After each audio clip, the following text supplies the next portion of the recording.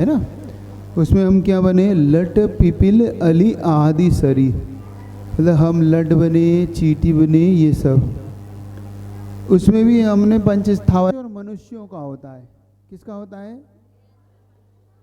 इसके साथ तेजस और कारमाणी ऐसा सामान्य शरीर है जो औदारिक के साथ भी होगा, विक्रय के साथ भी होगा और आरक के साथ भी होता है ना। तो औदारिक के साथ तेजस और कारमाणी, ये 3 शरीर हो गए। विक्रयक होता है नारकियों का और देवों का। विक्रयक शरीर किसका होता है? इसके साथ तेजस और कारमाण लगा लेना आप। तो नारकियों का 3 शरीर हो गए, विक्रयक शरीर, तेजस शरीर और कारमाण शरीर। इनके साथ रहता ही है, मतलब इनका अनुबंध है कि यह तेजस और कारमाण शरीर, ये कहीं भी कोई भी शरीर रहेगा तो ये शरीर इनका साथ में रहेंगे ही, सपोर्ट में। इनके बिना नहीं रह सकता कोई भी शरीर, ये कहने का मेरा तात्पर्य है। तो 5 शरीर में से आपके पहले हो गए विक्रयक शरीर, तिर्यंच का हो गया, तेजस कारमाण इसके साथ सामान्य लगा ही ना ही है मैं औदारिक, हाँ वो तिर्यंच का औदारिक शरीर हो गया, देव और आर्य का विक्रयक और तेजस कारमाण हो गया, और मनुष्य में लगाना अपने को औदारिक, आरक, तेजस और कारमाण। अब मनुष्य में विशेष तौर से हमें को ये लगा लेना है कि आरक शरीर किसका होता है। आरक शरीर मुनि महाराज के लिए ही होता है। किसके लिए होता है? ये मुनि महाराज का होता है। अब कौन सा शरीर क्या काम करता है ये और एक बार आप समझ लें। औदारिक शरीर जो स्थूल रूप से हम लोग को मिलता है, मनुष्य और तिरंचों को, ये पुद्गल वर्गणाओं, ये टोटल शरीर सारे पुद्गल वर्गणाओं से बनाना है अपने को। तो विशेष तौर से ये औदारिक शरीर उदारस्य भाव औदारिका, मतलब जो उदारता रखता है, मतलब क्या उदारता रखता है, ये हमें मुक्ति दिलाने में कार्य करता है। क्या दिलाने में काम करता है हमारा? विशेष तौर से औदारिक शरीर का कार्य है जो आपको मुक्ति दिलाए। विक्रयक शरीर से नहीं हो सकती, आरक से नहीं हो सकती, औदारिक शरीर ही चाहिए। तो मनुष्य के लिए औदारिक शरीर विशेष तौर से, तिर्यंचों के लिए भाई कम से कम देशव्रती बना देता है, वो तिर्यंच को देशव्रती तक तो ले जाता है ना। तो औदारिक शरीर मनुष्य और तिर्यंचों का होता है। विक्रयक शरीर वो जो विक्रियाएं जो करते हैं, है ना, अणिमा, मरीमा, लगिमा, जो 8 प्रकार की विक्रिया होता है देवों को, छोटा बनाना, बड़ा बनाना, भारी बनाना, लघु बनाना, सूक्ष्म बना लेना, हल्का बना लेना, ये विक्रयक शरीर का काम है। किसके शरीर का काम है? विक्रयक शरीर। और तेजस आरक शरीर का काम है जब मुनि महाराज को किसी तत्व के विषय में कोई शंका उत्पन्न हो जाए। क्या उत्पन्न हो जाए?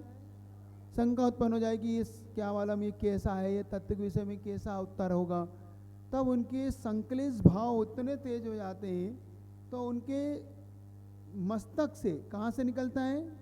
मस्तक से एक हाथ का पुतला, सफेद रंग वाला, ये याद रखना, शुक्ल वर्ण का एक हाथ का पुतला उस मस्तक से निकलता है और वहाँ तक जाता है जहाँ पर केवली भगवान विद्यमान हो, चाहे विदेश क्षेत्र में हो चाहे आपके इसी क्षेत्र में हो। वहाँ जाकर उनके पास अपनी शंका का समाधान करके लौट आता है। एक दूसरा, अगर उन्हें तीर्थ वंदना का कोई विकल्प हो जाए उनको कि मेरी तीर्थ वंदना मुझे करना ही है, तो वो पुतला उनकी यात्रा को करा लेता है। गुरु दर्शन, कि गुरु दर्शन का उन्हें कोई तीव्र विकल्प हो जाए कि मेरे गुरु इतने दूर है, मैं कैसे करूँगा, तो वो गुरु दर्शन भी उनको प्राप्त करा दे। ये इन विकल्पों से वो निकलता है, बस। ठीक है, ये याद रखना। तो वो कौन सा शरीर है? आहारक। आहारक आपको याद रखना है, ठीक है। तेजस शरीर का कार्य है जो आपको कांति प्रदान करे। क्या कांति प्रदान करे? हमारे शरीर में जो कांति होती है ना, वो तेजस शरीर है। और कारमाण शरीर आपको पता ही है, कर्मों का जो पिंड रूप है वो कारमाण शरीर है। जो कर्म का पिंड रूप है ना हमारा, वो कारमाण शरीर है। कर्म वर्गणाओं से जो बनता है वो कारमाण शरीर, ठीक है। तो औदारिक शरीर का क्या काम है? जो आपको विशेष तौर से मुक्ति इत्यादि दिलाने में कार्य करे। और विक्रियक शरीर का काम है जो विक्रिया में काम करे, हल्का भारी, अणिमा महिमा लगिमा गुरुमा, है ना, ऐसे अलग अलग विक्रिया, 8 प्रकार की विक्रिया होते हैं ना, वो जो देव और नारकियों का होता है। आरक शरीर जब मुनि महाराज को शंका इत्यादि उत्पन्न हो तो वो, ठीक है।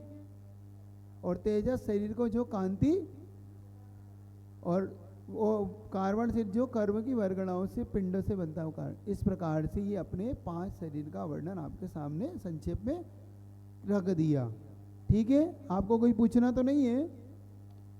फिर से चले आगे बढ़े, चलिएगा।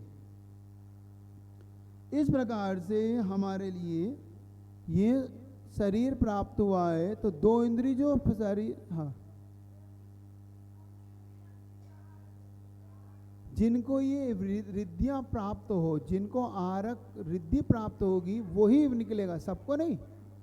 वो भी विशेष तौर से जो चतुर्थकालीन मुनि महाराज हैं, क्योंकि ये रिद्धियों का प्रकरण चतुर्थ काल तक ही रखना है। पंचम काल में किसी भी साधु को रिद्धि नहीं होती है, नहीं, वो तेजस शरीर है, वो आरक नहीं है। शुभ रूप अशुभ रूप तेजस पुतला जो निकलता है, शुभ तेजस अशुभ तेजस, आर शरीर अशुभ रूप नहीं होता, क्योंकि ये मुनि महाराज का 6ठे 7वें गुण स्थान मिलकर है, अशुभ नहीं हो सकता। नहीं, कर्मण शरीर वो तो फिर गति नाम कर्म का होता है, तो वो कर्मण का ही, कर्म की वर्गणा ही है। जितनी भी हमारे पास कर्म वर्गणाएं हैं, उन कर्म वर्गणाओं से कार्बन शरीर का पिंड बना है।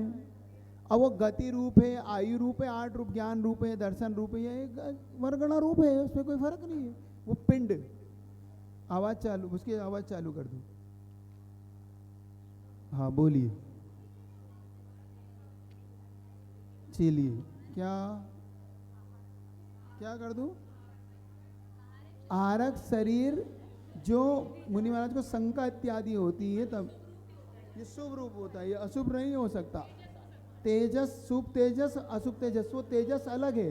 ये तेजस वर्गणा शरीर अलग है और तेजस अलग है। जिसमें तेजस में जैसे कि कोई मुनि महाराज को कोई विकल्प हो आया कि किसी ने अपने, जैसे कि आपको याद होगा एक पद्म पुराण में आता है दंडक वन का, जहाँ पर ये 500 मुनि महाराज को घानी में पेल दिया गया।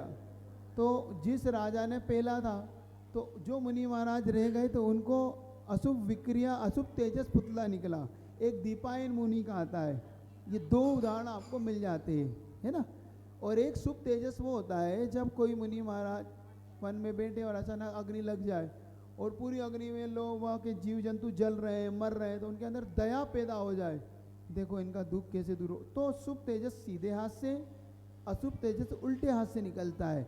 लेकिन जो आरक शरीर है वो मस्तक से निकलता है, वो एक हाथ का होता है। ये अपने को समझने वाला विषय।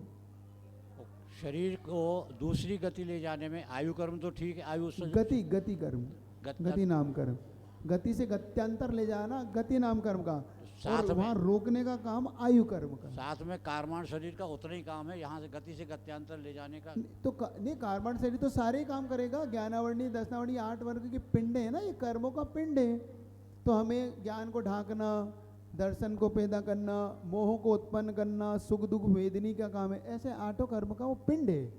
एक नहीं है कि हम किसी एक कह दें कि गति से गत्यांतर, फिर शेष का हम क्या करेंगे?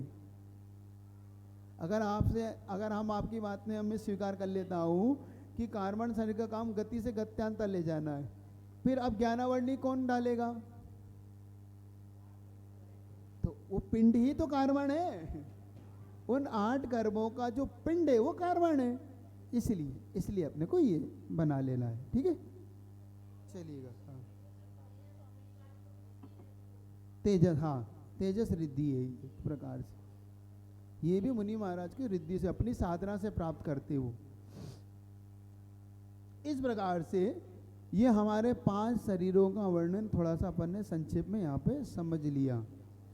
अब अपन अगली गाथा को पढ़ लें तो उसके विषय में थोड़ा अपन आगे अब बढ़ते चले थोड़ा थोड़ा।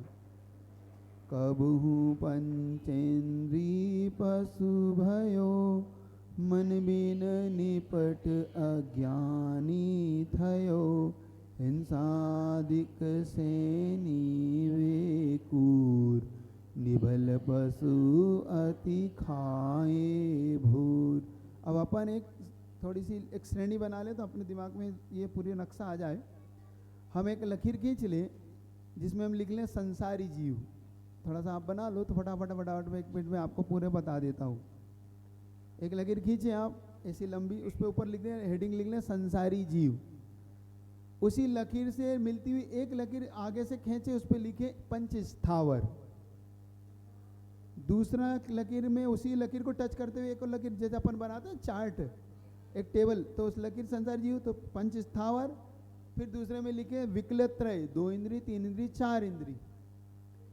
फिर एक और आप लकीर खींच दें, उसमें लिख दे पंच स्थावर, नहीं पंच स्थावर तो एक जीव की राशि हो गई। अब दूसरी उसी लाइन से जो संसारी जीव थे ना, फिर एक और बीच में से एक लाइन खींच दो, उस पर लिख दो विकलत्रय, 2 इंद्री 3 इंद्री 4 इंद्री। ठीक है। अब उसी संसारी जीव की तीसरी लाइन खींचो, उसमें लिखो पंचेंद्री संगी असंगी। ये आपका पूरा संसारी जीव का एक चार्ट बन गया। पंच स्थावर, विकलत्रय और संगी और असंगी। हम इसमें पूरा अपना पूरा चार्ट में अपने संसारी जीव आ गया। तो हमें संसारी जीव कोई पूछेगा तो हमें पूरा बता देंगे अपन अब कि 5 स्थावर, विकलत्रय और संगी और असंगी। अब इससे बाहर कोई भी संसारी जीव नहीं है। निगोदिया भी यही है। हम पंचस्थान ढूंढ सब इसी में ही तो है। फिर इसके भेद कर लेना आप, सम्मूर्छन, बादर कर लेना, सूक्ष्म बादर, फिर सम्मूर्छन, गर्भज, औपाधिक, ये फिर अपन भेद कर लेंगे। संगी में चला जाएगा ना आपका। विकलत्र में 1 इंद्री स्थावर और विकलत्र ये चला जाएगा सम्मूर्छन में आपका पूरा का पूरा, उठा के सीधा सम्मूर्छन में डाल दो आप। फिर संगी में डाल देना कुछ सम्मूर्छन, कुछ उपपात जन्म वाले, कुछ गर्भ जन्म वाले। फिर गर्भ जन्म के 3 भेद कर लेना, अंडज, पोतज और ये ऐसे ऐसे भेद कर लेना आप। अभी नहीं, अभी तो आप इनके चक्कर में मत आओ, उन्होंने प्रश्न ही बदल दिया। अब आप तो अपना पढ़ लो। अपने को संसारी जीव का भेद बन गया, 5 स्थावर, विकलत्रय, 2 इंद्री 3 इंद्री 4 इंद्री और संगी और असंगी 5 इंद्री। ठीक है। संगी के आगे कोष्टक में लिख दो मन वाला, असंगी में लिख दो मन रहित। ये आपका चार्ट बना दिया एक। अब मैं पढ़ा रहा हूँ आपको ये गाथा, यहाँ से आप समझ में आ जाएगी। ठीक है, हो गया, सरलता से आपको आ गया। अब कबहू पंचेंद्री पशु भयो। अब हम लट पिपिल आदि शरीर तो हम छोड़ आए पीछे, दुर्लभ लई जो चिंतामणि ये अपनी गाथा हमने बता दी। अब हम आ गए हैं जहाँ पर हम पंचेंद्री पर्याय को प्राप्त होते हैं। तो जब मैं कबहू पंचेंद्री मतलब 5 इंद्रिय हुआ, कैसा हुआ? मन बिन निपट अज्ञानी थयो।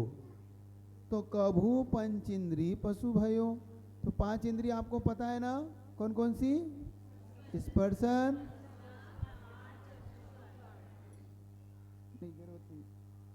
तो 5 आपको इंद्रियां याद रखना है अपने को। स्पर्शन, ये 5 इंद्रियां तो प्राप्त कर ली मैंने, लेकिन जो मेरा मन मुझे प्राप्त नहीं हुआ। मन बिन निपट, निपट जानते हो, बिल्कुल कोरा। आप बोलते हैं ना बिल्कुल क्या है, बिल्कुल कोरा। निपट यानी बिल्कुल एकदम से अज्ञानी, बिल्कुल ज्ञानी, क्योंकि मन ही है जो हमें हित और अहित की व्यवस्था बताता है। मन ही है जो हमें मोक्ष मार्ग में लगाता है। मन का काम क्या है? मोक्ष मार्ग में लगाना, हित और अहित में प्रेरणा देना। ये हितकारी है, ये अहितकारी है, ये अच्छा है, ये बुरा है, किसका काम है? हाँ, आप मन वाले हैं, इसलिए आप बहुत विचार करें अपने बारे में कि मैं अच्छा कर रहा हूँ कि बुरा, सैनी हूँ कि असैनी।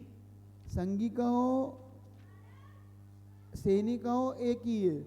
असंगी कहो, असैनी कहो, एक ही है। मन रहित कहो, मन सहित कहो, ये तीनों शब्दों में मैं भेद नहीं डालना।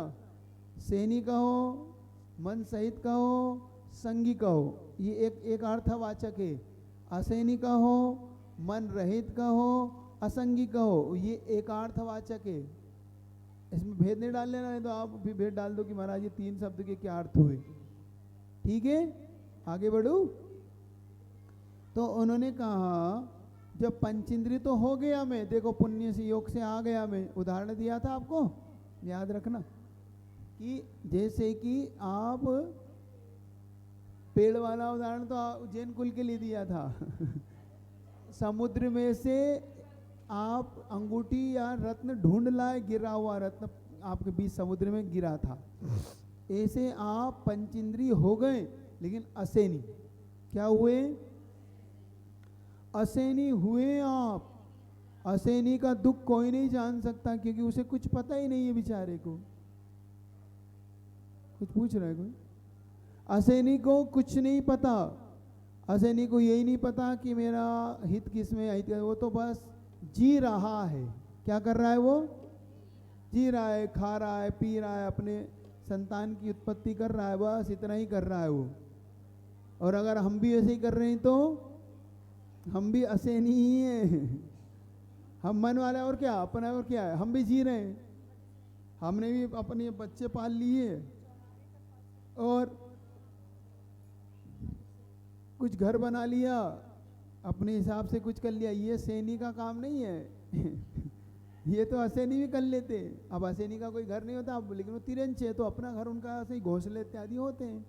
ठीक है, तो ये आपको विवेक रखना है, ये याद रखना है कि हम सेनी हैं तो हमारा क्या उपयोग है हमारे मन का और हमारे पंचेंद्रियों का। तो पंचेंद्रिय हुआ में मन बिन निपट, यानी मुझे कुछ भी ज्ञान नहीं हुआ। क्यों नहीं हुआ? अब ज्ञान का आशय यहाँ पे क्या लेना, अज्ञान का आशय समझ लेना। हित और अहित के विषय में मैं प्रवृत्ति नहीं कर पाया क्योंकि मुझे पता ही नहीं था कि क्या संसार है, क्या मोक्ष है, क्या दुख है, क्या सुख है। बस मैं तो पढ़ रहा हूँ और चल रहा हूँ, जैसे तैसे व्यवस्था बना रहा है वो। अब यहाँ पर असेनी जीव कौन कौन से होते हैं वो आपके दिमाग में होना चाहिए। कोई कोई तोता, कुछ तोते होते हैं जो असेनी होते हैं। असेनी, सेनी और असेनी दोनों होते हैं तोते। तो कोई कोई बोला है मैंने, सभी नहीं बोला, आप सुनो तो कोई कोई तोता, कोई कोई सर्प, कोई सर्प भी असेनी होते हैं। कोई कोई गोह, गोह होती है ना, गोह, एक गोह होती है, आपने देखी ऐसे बड़ी सी लंबी सी होती है वो, गोह बोलते हैं। कोई मेंढक, कुछ मेंढक होते हैं जो असेनी होते हैं, कुछ मेंढक होते हैं जो सेनी होते हैं, कुछ तोते होते हैं, कुछ सर्प होते हैं। ये इस प्रकार से कुछ उदाहरण मिलते हैं जो सेनी असेनी के भेद में अपने को पता पड़ता है कि पंचेंद्रिय होने पर भी ये असेनी हैं। इस प्रकार से ये लोग क्यों इनका हुआ? आप देखो, इनको असेनी होने पर क्या दुख होता है। अब इनका शिकार हो रहा है, इन्हें पता नहीं है। मान लो कोई शिकारी आया, इन लोग के लिए उन्होंने कुछ डाला, अब असेनी है उसे पता नहीं है। अब सेनी भी फंसता है, लेकिन असेनी तो विशेष तौर से, अब उसे ज्ञान थोड़ी है कि मुझे बचना है। वो तो खाने के लिए बैठता है और उन जाल में उलझ जाता है। ऐसे ही इनका जीवन यापन होता रहता है। अब छोटी मछली बड़ी मछली को खा जाती है, ऐसा ही होता है इनका जीवन, ऐसा ही बस बीतता रहता है। सिंहादिक सेनी वेकुर। अब देखो अगली कह रहे हो, मैं सिंह आदिक, सिंह आदिक सब लगा लेना। सर्प हुआ, सिंह हुआ, सियार हुआ, और कुछ भी जितने भी हिंसक पशु होते हैं ये सब, अजगर हुआ, ये सब, भेड़िया हुआ, दूसरा और भी जितने भी होते हैं ये सब एक दूसरे को क्रूरता से खा लेते हैं। इनका काम ही यही है, एक दूसरे से क्रूरता से एक दूसरे को मारना और खाना। क्योंकि तिर्यंच पर्याय में और दूसरा कोई भी लालच नहीं है उनके मन में कि मैं घर के लिए लड़ूं, कोई मकान हो, कोई दुकान हो, उसके लिए कोई इनका झगड़ा नहीं है। विशेष तौर से झगड़ा है इनका आपस में भोजन का। किसका झगड़ा है इनका? सब एक दूसरे को अपना भोजन ग्रास बनाना चाहते हैं। जो छोटा है वो अपने बड़े को बड़ा, छोटे को अपना ग्रास बना लेता है। वहाँ पर तिर्यंच एक दूसरे को, यही दुख है वहाँ पे। इसके अलावा और आके आपको बताया जाएगा कि और क्या दुख है, लेकिन विशेष तौर से ये दुख बहुत है उनका। देखो आप, हर तिर्यंच किसी दूसरे तिर्यंच को खाने में लगा हुआ है, देख लेना आप। अधिकतम सब एक दूसरे को निपटा रहे हैं। आप ये पूरी एक चेन मिलेगी आपको। इसीलिए कहीं कहीं अज्ञानी जीवों का ये मन भेद है, मतलब उनका ये मत है कि ये तो एक दूसरे की चेन है, इसलिए एक दूसरे को खाने में कोई दिक्कत नहीं है। देखो उनका अज्ञानता क्या है, वो तिर्यंच को खा लेते हैं। वो उनसे कहो आप क्यों मार के खा रहे हो, क्योंकि ये तो चेन है, ये तो बने ही इसलिए।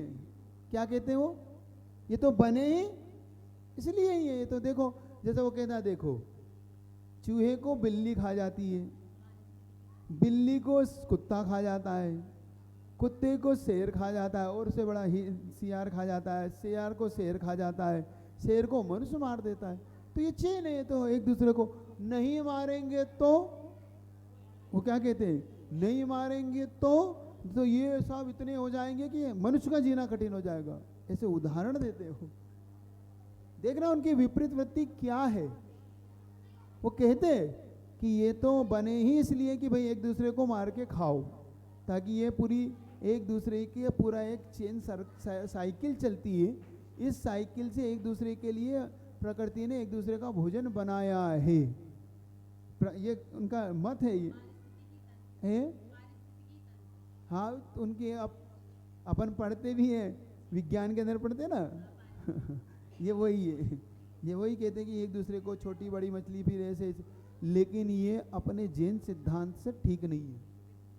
हमारा जैन सिद्धांत इसको नहीं मानता। अब जैन सिद्धांत का एक और सिद्धांत आपके सामने रख रहा हूं, वो भी आपको समझ लेना चाहिए, जिससे कि आपको इसकी आवाज़ बढ़वाओ। पहले तो कहाँ गया वो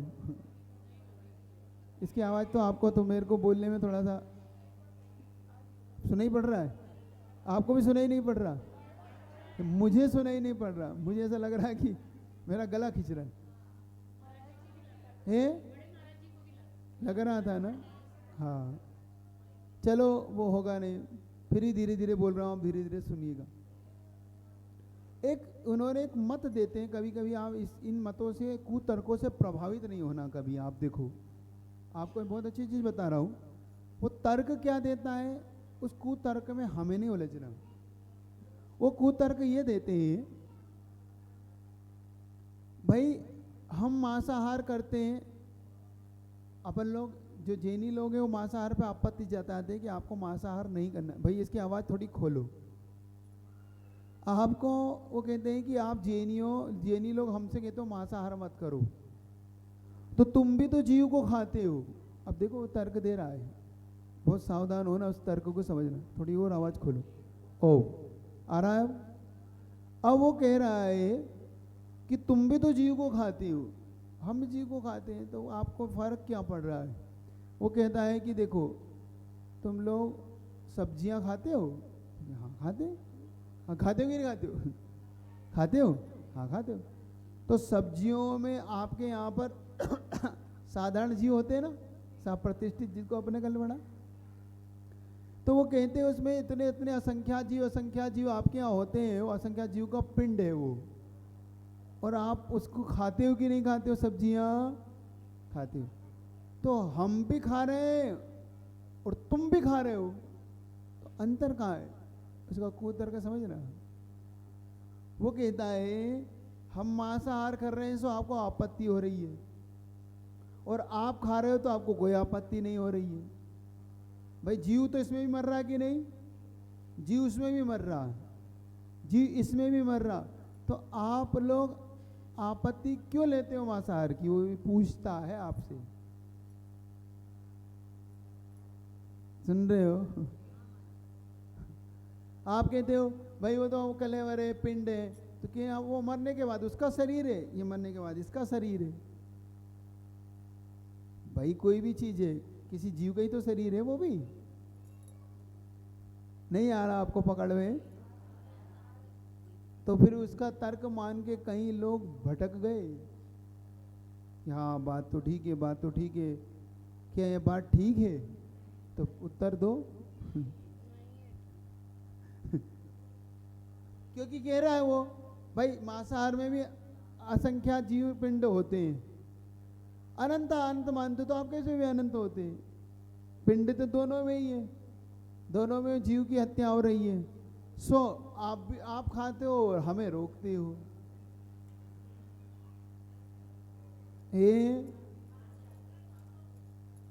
जीव मर रहा है कि नहीं वो तो ये कहता है, अब वो तरह से स्थावर आप जानो, वो कहता है तुम जीव मर रहा है कि नहीं, जीव मर रहा है सो मर रहा है भाई, वो जीव नहीं हो, या तो ये कह दो कि स्थावर जीव नहीं है, उसका तो कहना है जीव है, जीव मर रहा है सो मर रहा है। लेकिन हमें आचार्य कुंद महाराज की बात समझ लेना है। यह प्रश्न उन्होंने प्रवचन सार की चारित चुलिका में उठाया है, बहुत अच्छा उन्होंने उत्तर दिया, इसको खोल देता हूँ आपके लिए। ये तर्क हमें कभी स्वीकार नहीं करना है, क्योंकि ये कुतर्क है उनका। कुतर्क क्या है अब समझना। जैनी लोग जब उस स्थावर वनस्पति का उपयोग करते हैं या कोई भी शाकाहारी उस वनस्पति का उपयोग करता है तो वो उसे अचित्त करके उपयोग करता है, एक बात। दूसरी बात ये कि जो एक इंद्रिय है और जो दो इंद्रिय तीन इंद्रिय त्रस का पिंड है, इनमें जमीन आसमान का अंतर होता है। एक इंद्रिय में ये अंतर होता है कि जो उसका स्वरूप है वो शाकाहारी रूप में है। देखो उसे मांसाहार नहीं कहा कभी भी, एक इंद्रिय को मांसाहार नहीं कहा, किसी ने नहीं कहा, चाहे तीर्थंकर भगवान की कोई सा भी शास्त्र उठाओ, एक इंद्रिय को मांसाहार की संज्ञा नहीं दी गई है। मांसाहार की संज्ञा दो इंद्रिय से दी गई है, दो इंद्रिय तीन इंद्रिय चार इंद्रिय पंच इंद्रिय, इनको मांसाहार की संज्ञा दी, इसलिए कभी भी ये मांसाहार में नहीं आता।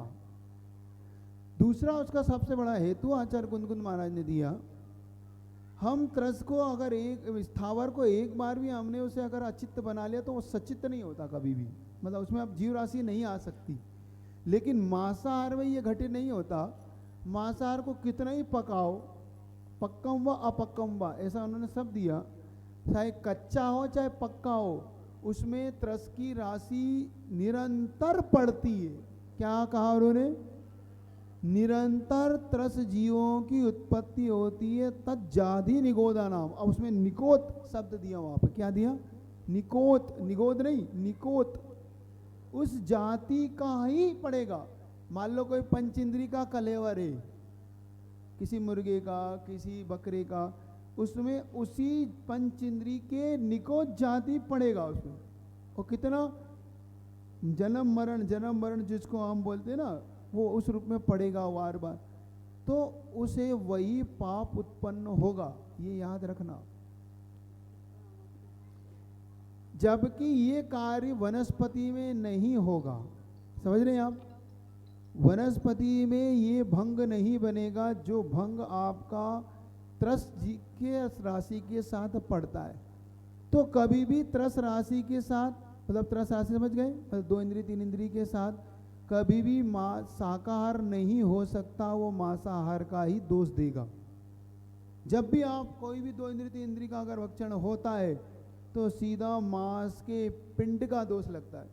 क्योंकि जब मुनि महाराज आहार लेते हैं तो आपने देखा होगा कि अगर उनके हाथ में कोई सब्जी आती है तो अंतराय नहीं करते, क्योंकि उन्हें आगम आज्ञा है कि यह अचित्त करके ली जाए।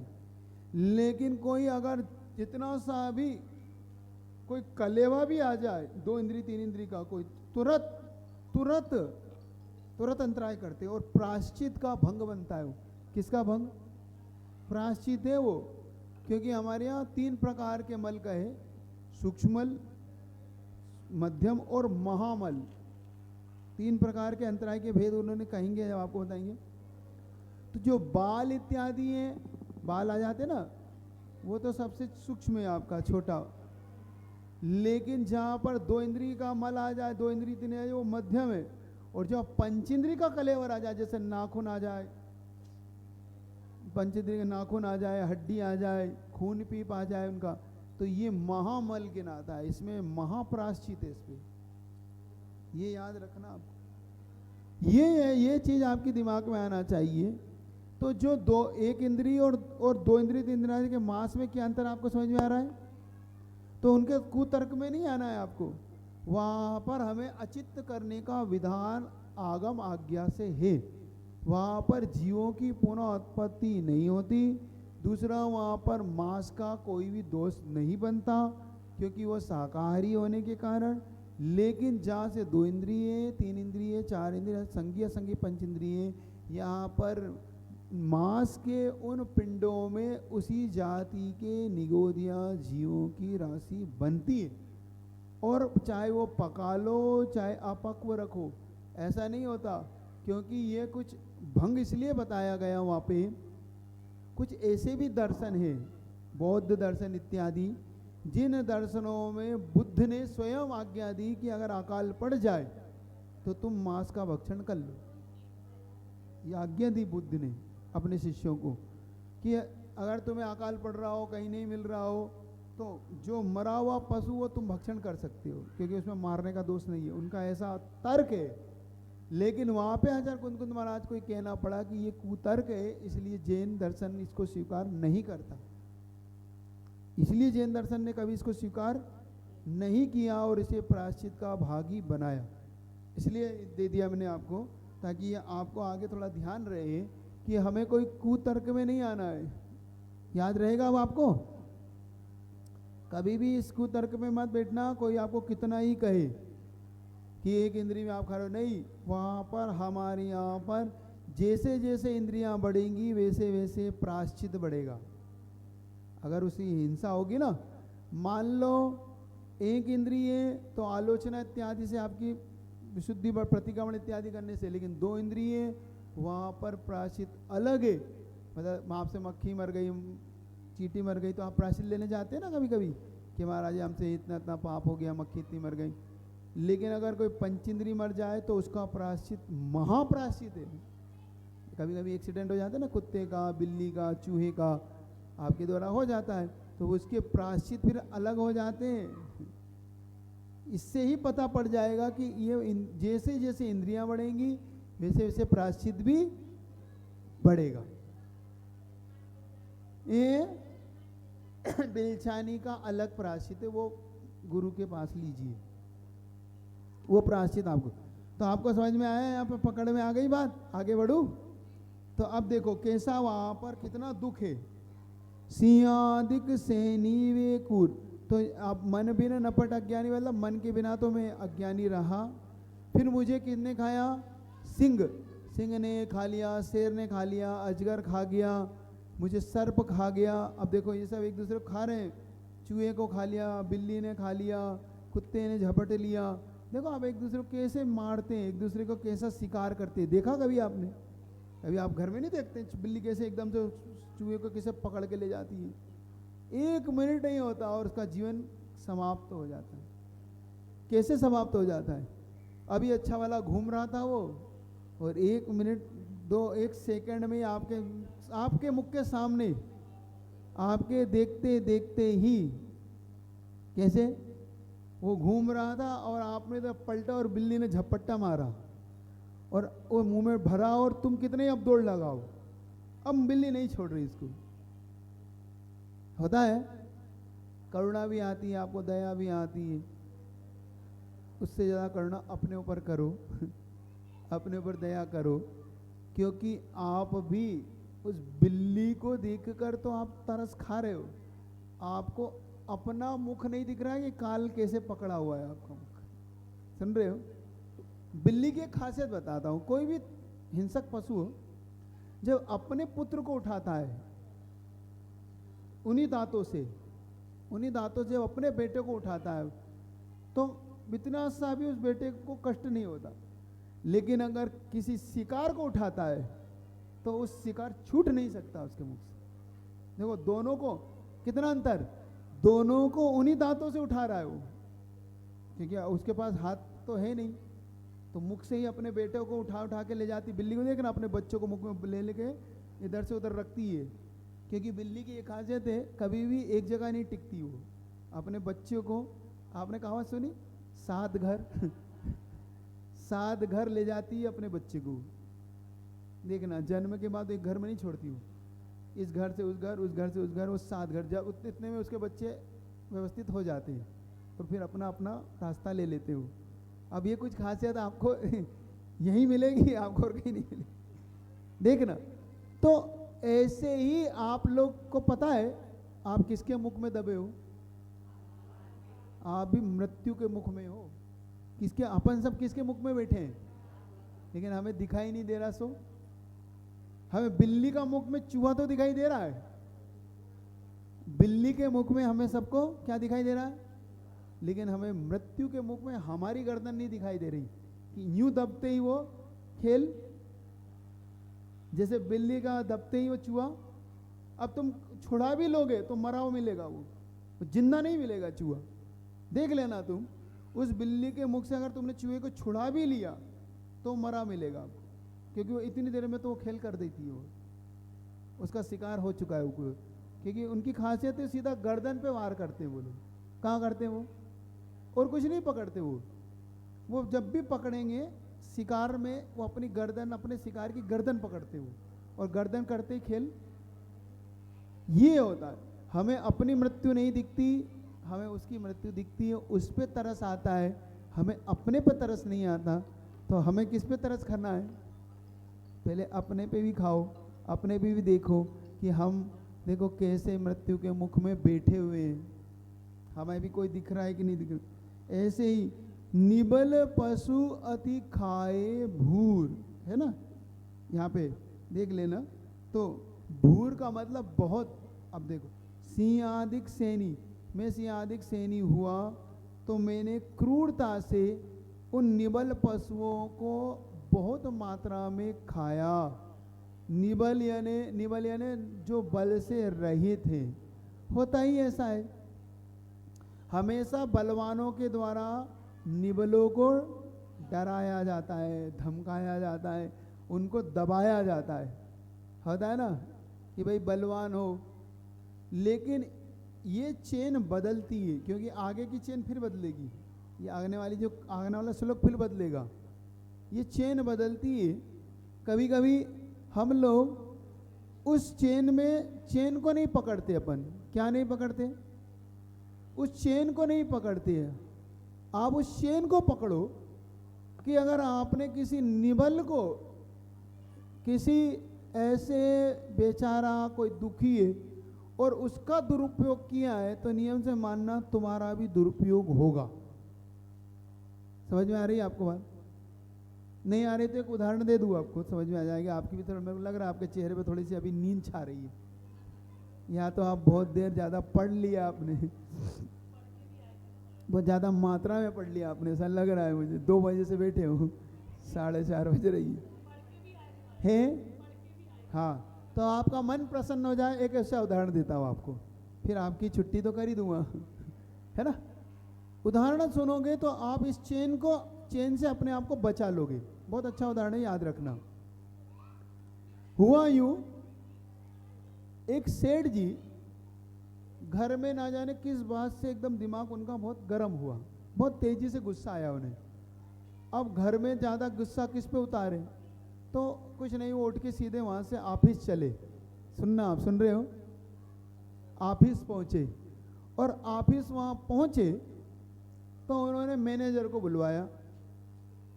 अब गुस्सा तो आ रहा था, मैनेजर का भाई ये फाइल लाओ, वो फाइल लाओ, वो फाइल लाओ। मैनेजर ने फाइल लाई, अब कुछ गलती थी नहीं, और फिर भी सेठ जी ने अपना गुस्सा उतारना मैनेजर पे शुरू कर दिया। होता ही है, देखो सबल निबल पे कैसे गुस्सा उतारता है। उदाहरण से वो समझ लेना, बहुत अच्छा उदाहरण है। अब जैसे ही उसको पे गुस्सा उतारा, अब उसने कहा कि सेठ जी मेरे पे गुस्सा क्यों उतार रहे हैं, मैंने तो सब काम अच्छा कर रखा है। फिर भी अब वो वहाँ पे कोई भी तर्क नहीं चलता, वहाँ पे किसी प्रकार का आपका बस नहीं चलता, तो चुपचाप सुनो। तो सुनता रहा, हाँ सर ठीक है, अगले से और अच्छे से करेंगे, क्योंकि और बोलो तो और सेठ जी भड़क रहे थे, कुछ भी बोलो ज़्यादा नहीं सर, मेरे से मुंह लगा रहा है, हाँ नहीं सर ठीक गलती। अब उसने चुपचाप सुना, अब उसे गुस्सा आया, अब उसने अपना गुस्सा किस पे उतारा, तो उसके नीचे एक वर्कर था, उसने कहा भाई तू आ जा अब लाइन में। सेठ जी ने उतारा मैनेजर पे, मैनेजर ने उतारा अपने नीचे वाले पे, इधर आ देखो ये फाइल में ये गलती नहीं सर, मैंने कहा ना। अब उसने कहा ठीक है सर, हाँ ठीक है सर, अच्छा कर। अब वो वर्कर किस पे गुस्सा उतारा, तो बाहर चौकीदार खड़ा था, चौकीदार से जम के उसने गुस्सा उतारा, समझ में नहीं आता है, दरवाजा नहीं खोलता है, इतनी लेट कर देता है, चाय नहीं लाता है ये। अब चौकीदार के क्या हो गया, आज तो मैंने सब काम अच्छा किया, मेरी तो कोई गलती थी नहीं। अब चौकीदार घर पहुंचा, अब चौकीदार ने गुस्सा अपनी पत्नी पे उतारा, इतनी देर से मैं आया हूँ, तू भोजन अच्छे से नहीं रख पाई और मैं ये वो। अब जम के उसने अपनी पत्नी पे गुस्सा था। पत्नी ने कहा क्या बात है, मैंने तो कुछ करा ही नहीं। अब पत्नी अंदर गई तो बच्चे पे गुस्सा उतारा। अब देखो चेन बता रहा हूँ, पूरी चेन देखना, ये चेन सिस्टम देखना। अब बच्चे ने कहा कि मम्मी को क्या हो गया, आज मम्मी ने टीवी देख रहा है, और जम के उसको 2-4 लगाए और अपना गुस्सा रफा दफा कर। बच्चा गुस्से में बाहर गया, एक कुत्ता बैठा हुआ था, पत्थर उठाया उसने, कुत्ते को दिया। कुत्ते को समझ में नहीं आया कि मुझे क्यों मारा। कुत्ता दौड़ा और एक व्यक्ति वहां पर भोजन कर घूम रहा, उसने उसके पैर में काटा। वो कौन था, वो वही सेठ जी थे जिसने सुबह किसको हड़काया था। सेठ जी को यह समझ में नहीं आया कि इस कुत्ते ने मुझे क्यों काटा। चेन घूम के कहां आई, आपको बात समझ में आ रही है। अगर उदाहरण समझ में आएगा, जीवन में लौट के आता है। वो उस समय हमें यह समझ में नहीं आता कि ये हुआ क्यों हमारे साथ। अब आपके प्रश्न का उत्तर दे रहा हूं। आपको जब समझ में ना आए कि मैंने तो ऐसा किया ही नहीं मेरे जीवन में, आखिर मैंने जीवन में ऐसा कब किया। जैसे सेठ जी को याद नहीं आ रहा है कि मैंने तो इस कुत्ते को कभी, भाई मैंने इस कुत्ते को कुछ बोला नहीं, चाला नहीं, मैं तो घूमने निकला था, और घूमने निकला था अच्छा भला था, मैंने कुत्ते को ना छेड़ा ना पत्थर मारा। लेकिन चेन कहां से घूमी, वो तुमने बेवजह किसी को क्यों डांटा। वो बेवजह डांटना घूम के आपके ऊपर काटने के रूप में आया। समझ रहे हो। कभी तुम्हें इस प्रश्न का उत्तर अपने जीवन में ना मिले कि मैंने ऐसा क्या किया, तो ये कहानी याद रखना। जब तुम्हें इन प्रश्नों का उत्तर ना मिले, मैंने क्या किया, मेरे तो कुछ यही नहीं था, मेरे महाराज जी मैं सच कह रहा हूं, कसम खा के कह रहा हूं महाराज जी, मैंने नहीं किया महाराज जी, मैंने मेरे जीवन में कभी नहीं किया, तो याद रखना कि मैंने किसी को लेकिन ये दूसरा जो आया है उसको बन के इस रूप में निकला है। कोरोना का आप पूछते हैं महाराज इतने सारे सामूहिक, ये वही कोरोना है जो किसी रूप में आया है। ये वही चीजें जो हमें लौट लौट कर हमारे उस प्रश्न का उत्तर देने आती है कि तुमने उनके साथ क्यों किया था। आपको समझ में आ गई ये चेन याद रखना। बस ये चेन ही है जो हमें अपने कर्म के फल इस प्रकार से देती है। जब भी कोई अच्छा बुरा हो तो समझना कि हमने किसी का बुरा कर रखा, लेकिन इसका नहीं किया, लेकिन हमने किसी का, तो जैसे सेठ जी ने इस कुत्ते को तो कुछ नहीं किया, लेकिन उस मैनेजर को तो वहाँ ऐसे चेन हमारे जीवन में घूमती है। इसी प्रकार से कभी अपन निबल बने तो वह सबल बना, वो सबल बना तो हम निबल बने। इस प्रकार से आपको कल याद, अब कल इसकी दूसरी पंक्ति पढ़ेंगे तो आपको ये चेन समझ में आ जाएगी। चलिएगा, क्या पूछ रहे हैं कुछ?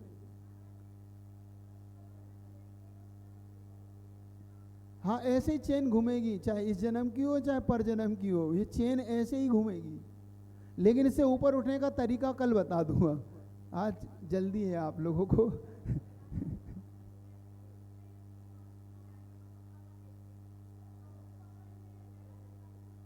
हाँ